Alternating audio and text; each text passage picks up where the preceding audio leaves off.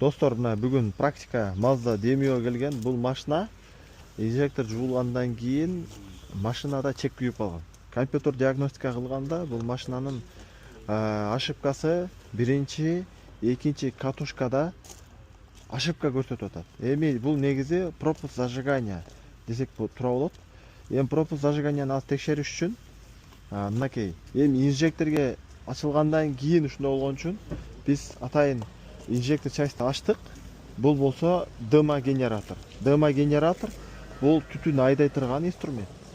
Бул аз түтүн айдап, биз ошол форсунка ачып жабылгандан кийин ошол жерлерде сальниктери жакшы бекилбей, шамал айдап калган жокпу, ошону текшерели деп аз дымогенераторго салганга даярдап атабыз.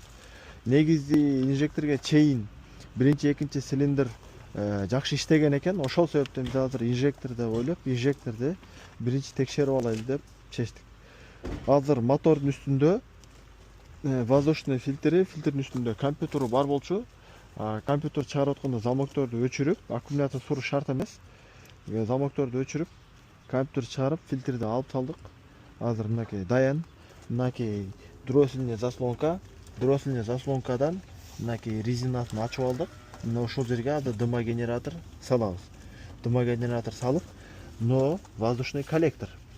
Воздушный коллектордун ичи бардыгы герметичный болот, бүтүн болот. Эми ал ушуга түтүн айдаганыбызда моторго кирип кеткенге чейин эч жерден түтүн чыкпаш керек. Эгер кандайдыр бир жерден түтүн чыга турган болсо, ошону бекитишибиз керек. Эгерде бекитпесек, ошол жерден бул жактан аба негизи эсептелип кириш керек. 14 кг. 1 кг бензин чачылыш керек. Ошондо идеальный смесь болот да, жакшы чыгарылат. Эгерде бияктан абадан башка, бул жактан башка аба кошулуп кире турган болсо, анда уже абанын саны көп болуп калат дагы. Ошондо компьютер ошибка чыгарат. Демек, дымогенераторду кандай текшеребиз?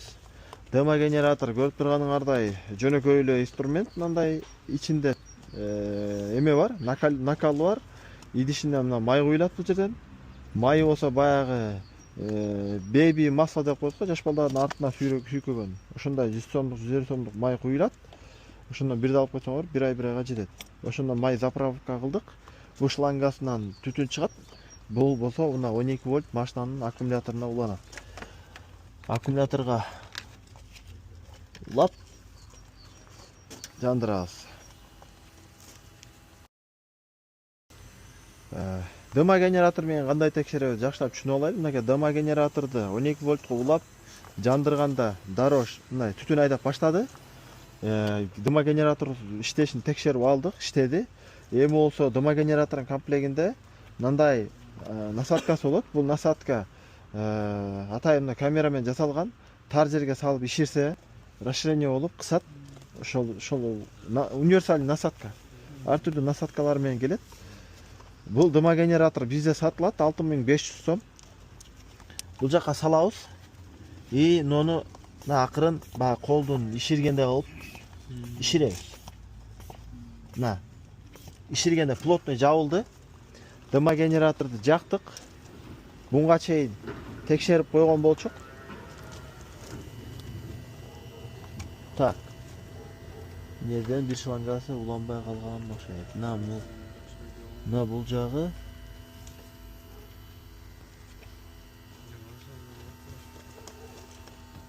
мынакей тетиги жактан түтүн чыгып атат. Ошо түтүн чыгып аткан жерди азыр муну жаап турасыз, мен көрүп алайын. Бул жакка айтып аласыздар. Мына азыр именно көрүп атасыздарбы? Биринчи, экинчи цилиндр жактан түтүн чыгып атат. Эми муну өчүрөбүз. Ушу түтүн жетиштүү. Эми бунун астында кайсыл жерден именно? Мына форсункадан эмес, бирок форсунканын астынан, коллектордун астынан чыгып атат. Кайра жакшылап түтүн кеткенден кайра жагабыз.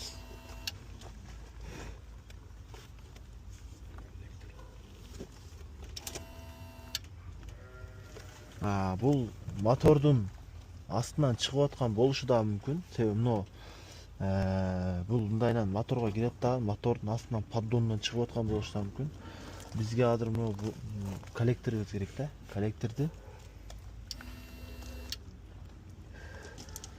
бирок азыр биз муну чечти беле, чечпеди беле? Жок. Муну чечкен эмес,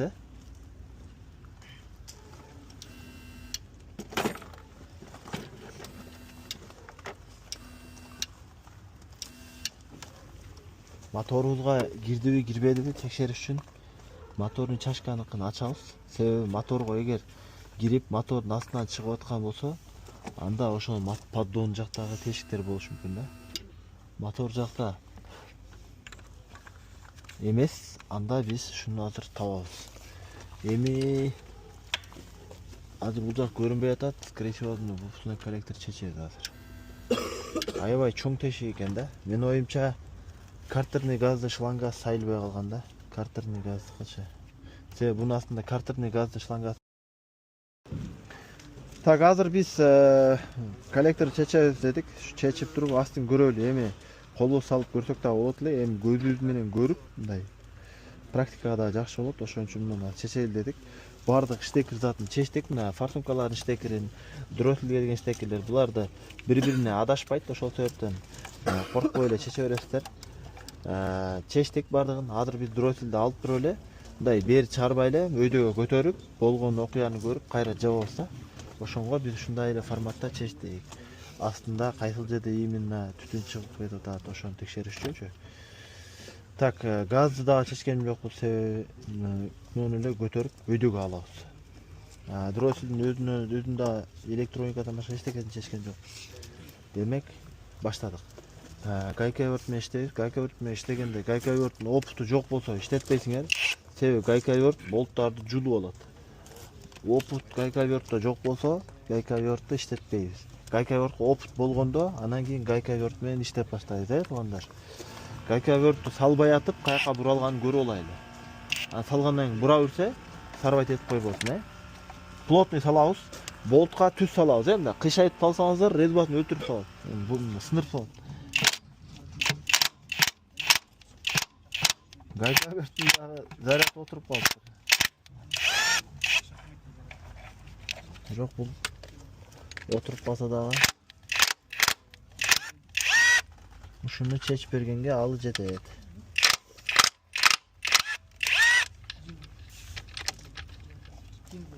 Азыр чашка жок, бияка топтоп атабыз. Негизи чашкага иштегил жоголуп кетти ошондо.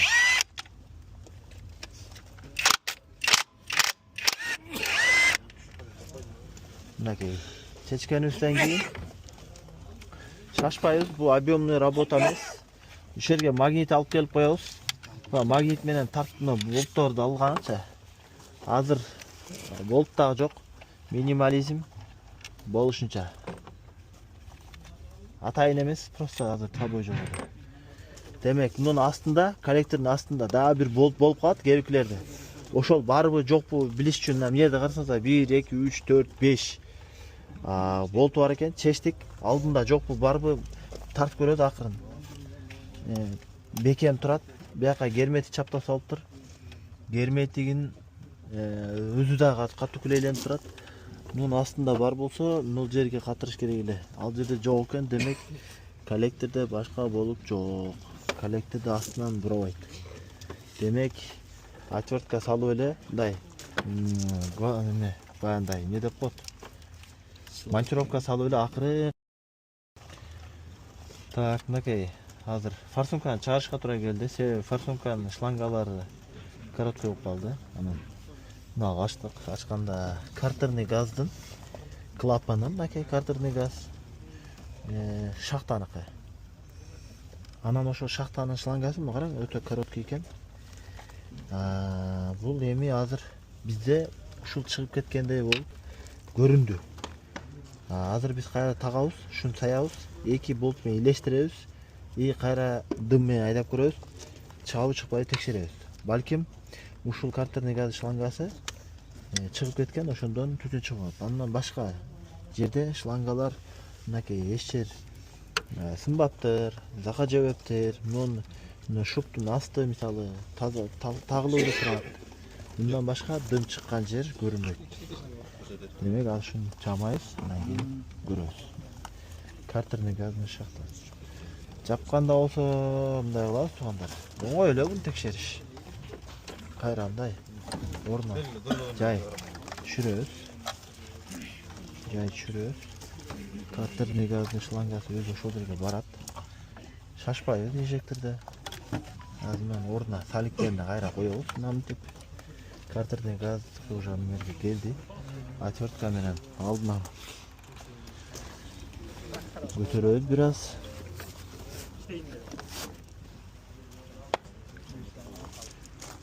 Менен алдына бир аз көтөрөбүз. Мында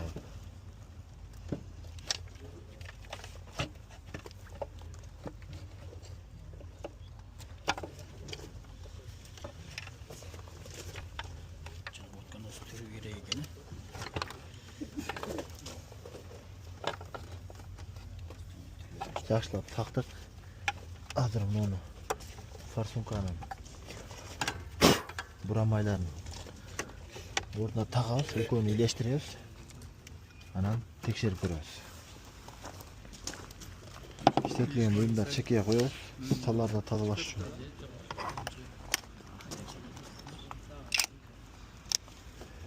Инжектордун ортосунан эле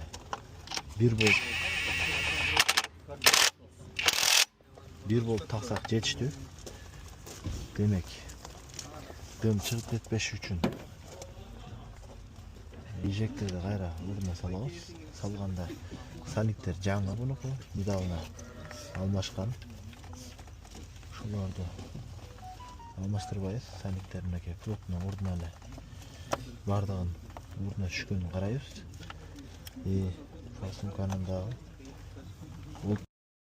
мынакей тети шланган сайгандан кийин нет, сальниктен чыгып, аны азыр бурагандан кийин чыкпай калат. Бая могул жерден астынан чыгып атканда ошол жок уже. Мынакей болду. Дыма генераторда мына ушинтип эле текшерип коебуз. Азыр мен болттарын бурагандан кийин аркасынан чыкпай калат. Мен илештирип эле 1 болт менен бурап коем. Эмеден да чыкпай. Аны жакшы тагабыз да. Бизде бая могул жерден көрсөтөр беле? Фонтан болуп аткан го. Ошол жоголду да. Ошо именно биринчи, экинчи цилиндрдин маңдайында болгон үчүн ушул экөө пропуск көрсөтүп атканда азыр тура эмес диагностика коюп кете бергенибизде биз азыр катушка алмаштырмакпыз, эки свич алмаштырмакпыз, мисалычы, түшүнүңүздөрбү? Ошон үчүн туура подход, инжектор кылындыбы, демек, аба жакта кандайдыр бир проблема болду да. Ошону карап коебуз. Мына буйрук чечилди. Кайра жакшылап чогултабыз мынакей. Процесс где-то 15-20 мүнөткө жетпей да. Диагноз коюлду, айып табылды. Кайра чогултканга дагы ошочо келсин. 1 сааттын ичинде машина толук бүтөт. Идеальный бүтөт да. Жүргүзөт, чек күйбөйт. Демек түшүнүктүү эле болдубу? Түшүнүктүү эле. Просто биз муну чыгарбай деле кылып койсок болот эле. Колубуз эптеп тыгып ачып көрүш керек болду. Көрүш керек, түшүндүрүш керек. Өзүбүздүн практика машина болгон үчүн эч хозяин деле шаштырбайт, ушундай болду да. Ошон үчүн туура кабыл аласыздар, Услугасы канча болуп калат ушунун? Инжектор маселеси уже чечилдиби? 3000 сом. Инжектор маселеси чечилди 3000 сом. Дыма генератор отдельно 500 сом. 3500 сом ушул жумуш. Бул инжектор маселеси болду. Бул инжектор маселеси болду. Уже выпускной коллектор чыгарылат, салып, сөз тазаланат, майланат, сальниктер алмашат. Андан кача албайсың. Ачтың, кармалдың, жазайсың. Аны алмаштырбасаң, уже мындай түтүн чыгып калат. Демек инжекторду ачканда сөзсүз түрдө сальниктерин сөзсүз түрдө мына мисалы голованы көтөргөндө прокладка коебуз кайра. Ошондой маселе да. Сальник кече жакында бир ай мурда салынса, кайра салынат, жарайт. Сальник көп убакыт иштегенде сальник кататтап пластмасс болуп калат. Сальник өзү жабышата сыпаты бар да, ошо жоголуп калат. Жыгач менен жыгачты коюп катырып койгондой эле болуп калат да. Ошон үчүн ушундай. Тийбесең жүрө берет экен да, тийсе. Тийбесең, чечтиң башталды уже. Демек байке азыр кайра чогултуп баштаңыз. Байке ушу машина өзү алып келген. Өзү азыр баштайт. Дыма генераторду чечебиз, муну бошотсоңуз. Бул кой берет. Бир жагын өчүрөбүз. Дыма генератор чечпейт аны. Бүткөндө дагы текшеребиз да. Четке алып турабыз. Аккумуляторго тийип калбасын. Кетти. Эми кайрадан эмне кылабыз? Болттарын илештиребиз. Астындагы болтту илештиребиз. Баарын бурабыз, катырабыз. Иштекелерин баары сайып чыгабыз. Дыма генератордун жана давлениясы канча? Так, машинабызды чогулткандан кийин дым салдык. Мынакей түтүн чыкпай калды. Полный чогулттук, кайрадан майлап, жабып устадым. Мына газы турушу деле, хавасы деле жакшы. Газ бергенде чистасы деле жакшы. Мына болду, жумуш бүттү, чек өчтү. Чек өчтү? Хозяин доволен? Доволен болом. Эми ушундай жумуш келсе өзүңүз жасай аласызбы? Иншалла. Жасай аласыз. Көрдүңүз айыбын.